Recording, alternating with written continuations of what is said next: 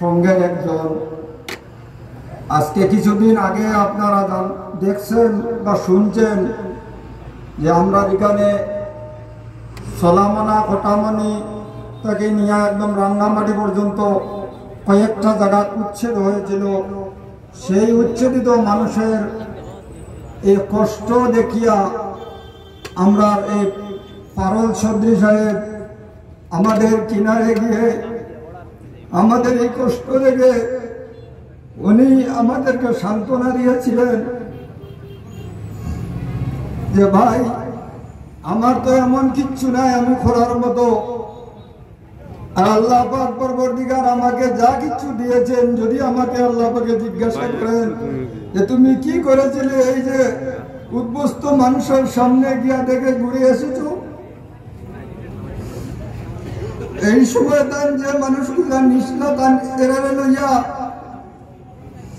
জায়গাত হইয়া আমার চোখকে দেখছি, পরামর্শ করছেন ভাই কি করা যায়। তখন তার তার নিজের মুখ দিয়া প্রকাশ করছেন ভাই যারার কোনো অস্তিত্ব নাই, আপনারা কোনো শরম করবা না, শুধুমাত্র আপনারা আই কার্ড আর আধার কার্ড নিয়ে প্রয়োজনে আমার সাথে আপনারা লগ করবেন, আমি যতটুকু পারি আপনারা সাহায্য করব। এরপরে তাই ইনশাল্লাহ এ কথা হয়েছেন যে আপনারা সাহায্য করিয়া জায়গা দিয়া, শুধু জায়গা নয় ঘর বানাইয়া আপনারা মজারার ব্যবস্থা দিব, মসজিদের ব্যবস্থা করিয়া দিব। আমি কথা বেশি লম্বা করিয়া না, একেবারে সরল সুদা মানুষ আমি। এখন আপনারা দেখতে পাইবা ইনশাআল্লাহ জেলা টাইম আপনার এই জায়গাটাই আপনার কাছে তাই হয়েছিল সম্পূর্ণ ইনশাআল্লাহ তৈয়ার হয়ে গেছে। সামান্য কিছু কাজ বাকি রয়ে গেছে, ইনশাআল্লাহ সামান্য দিনের ভিতরে তাই এটা কমপ্লিট করবা ইনশাআল্লাহ। অতটুকু পর্যন্ত করিয়া দিছেন। আজ আমরা ৪৫ পরিবার মানুষ এখানে থাকতে পারবো, অতটুকু তাই ব্যবস্থা করছেন। ইলা একজন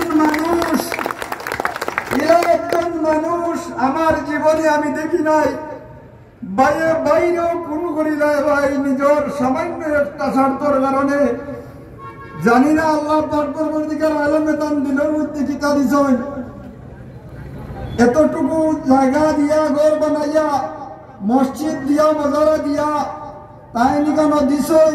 শুধু এটা নাই কেন, আমি দীর্ঘদিন থেকে আসি তাই আমরা রাখছেন যে আপনারা নিজে যদি কাজ করা জানেন কাজ করুক, আপনার কাজের পয়সা আমি আপনারা দিয়া দিব, আপনারা কাজ করবা পয়সা পাইবা। গড় তো আপনার তোরে দিমুই কথা কইছি, জেলা তাই জবান দিয়া কইছিল আমি নিজে তানি কেন কাজ করি আর আমার পয়সা আমি রেগুলার পাইয়া যাই। আর আমি আপনার তোর কাছে ও কথা হইতাম চাইছি যে এরকম সমাজসেবী একজন মানুষ আমরা এলাকার মধ্যে দরকার আছে।